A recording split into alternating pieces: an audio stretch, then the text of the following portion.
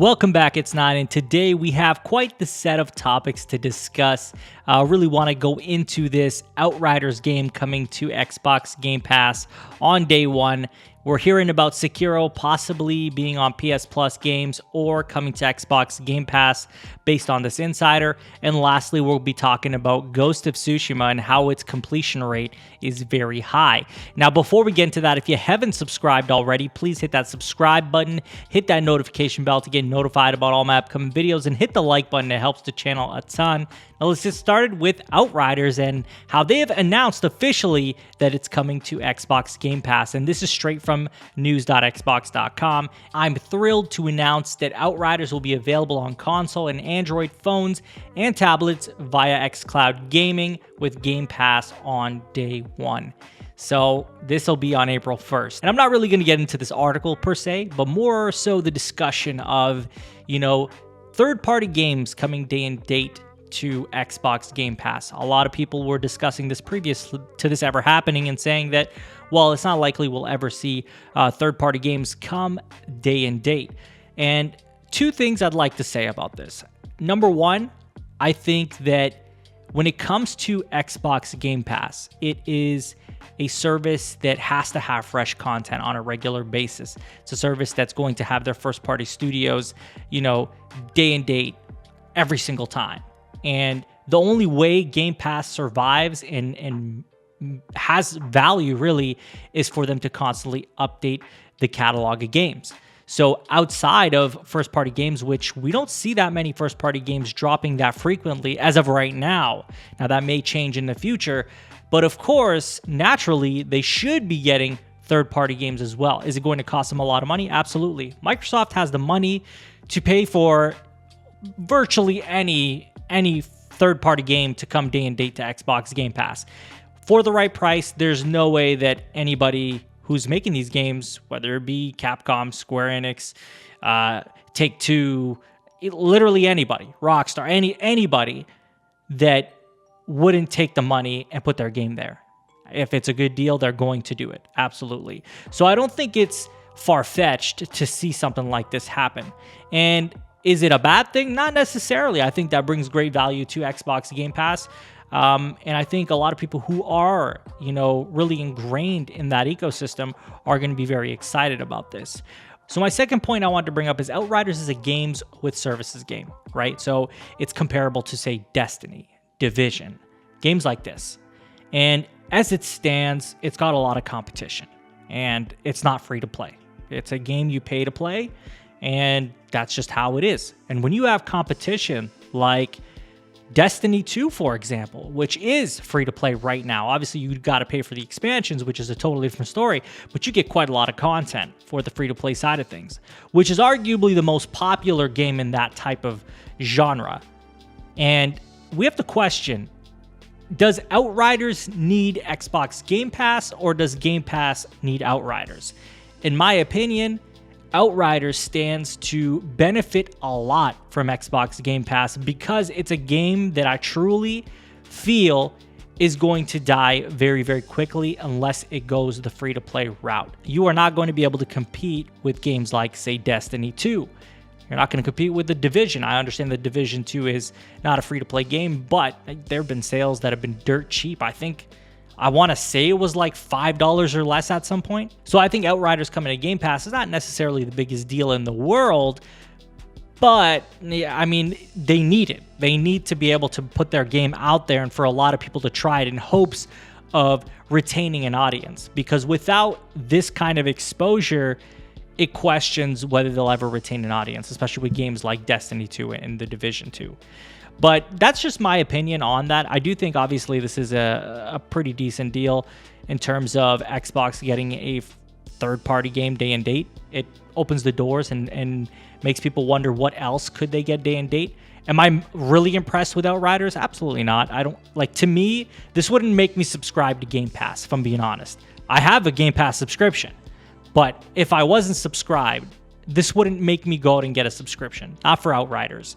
So that's my thoughts and 2 cents on that. But on to our next topic, and this is all about Sekiro, and this comes from WCCFtech.com. It's titled Sekiro Shadows Die Twice, possibly arriving on Xbox Game Pass or PS Plus, Xbox Insider hints. So at Shebshal_Ed, also the owner of Xbox Era, says, if you are thinking of buying Sekiro in the next couple of months or so, maybe hold off just in case. Now, this is taken as a hint that possibly it could be coming as a PS Plus game. Also, it could be coming to Xbox Game Pass or Xbox Games with Gold. One or the other. Now, it's important to note that last month, this insider also correctly said that Final Fantasy VII Remake would be arriving on PS Plus this month. And they were right about that. So this kind of gives a little bit of credibility to them. If this is, in fact, coming to PS Plus games, this is going to be a massive title. This is a very big game for the year that it dropped in 2019. And we know PS Plus has been a crazy value for the last little while. I mean, month after month after month of just incredible titles to offer for PS Plus subscribers. And I feel like it's irrefutable. Nobody can argue that. And this would be an awesome month. To see Sekiro come up on PS Plus would be incredible. I could totally see it coming to PS Plus and also going to Xbox Game Pass. That wouldn't surprise me too much, but it would be pretty awesome regardless. I mean, for either side of the console owners. If you're an Xbox console owner, you're going to get to play Sekiro on Game Pass. If you're on PlayStation, you're going to get it as one of the free games. It's pretty crazy. I can't wait. I really hope this is true. I really do. Because I would finally try this game out. I've heard so much good stuff about it. I'd definitely jump in if it was a free game. I mean, down the road, I'd like to play it anyway, but if it does get given away for free, I'd gladly jump on that.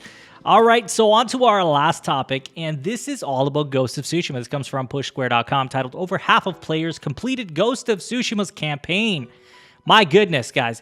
So the statisticians over on Ungeek noted that a whopping 50.2% of players have unlocked the Mono No Aware trophy in Sucker Punch's historical sandbox, which is awarded when you beat the main storyline. So it's important this data only takes into account users who have synced their trophy data with the PlayStation Network.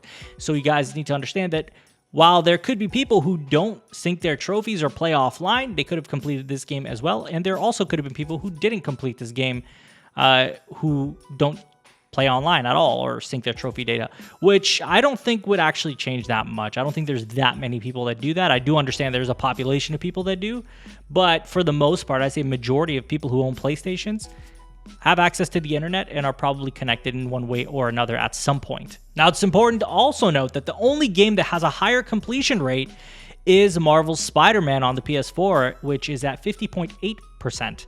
And it's important also to note that that is a shorter game, so that actually makes sense that it should have a higher completion rate.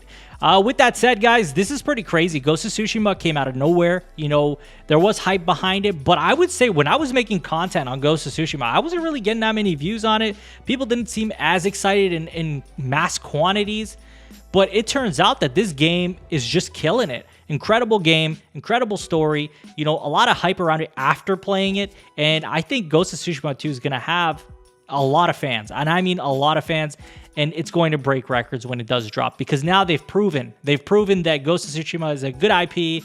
You know, the development team is great, everybody's good, especially after Infamous Second Son not doing as well as previous titles. This really brings Sucker Punch back into the light and shows that, hey, this studio is still very, very talented and very capable of putting out AAA bangers. And I can't wait to see what 2 looks like, especially with the power of the PS5. If you just look at the way they did the loading times, the way the environment, everything was so incredible. I couldn't believe that I was playing this on a PS4 Pro. I was so impressed with it. And this was after playing The Last of Us 2, which was such a technically impressive game. So Ghost of Tsushima is clearly one of those titles that is really well respected. I mean, we did see it get nominations for a ton of awards, so, you know, we're clearly not the only ones, but it's awesome to see that a lot of people are completing these games. I think that's what PlayStation has, man. They just know how to create single-player games that are gonna be completed most of the time.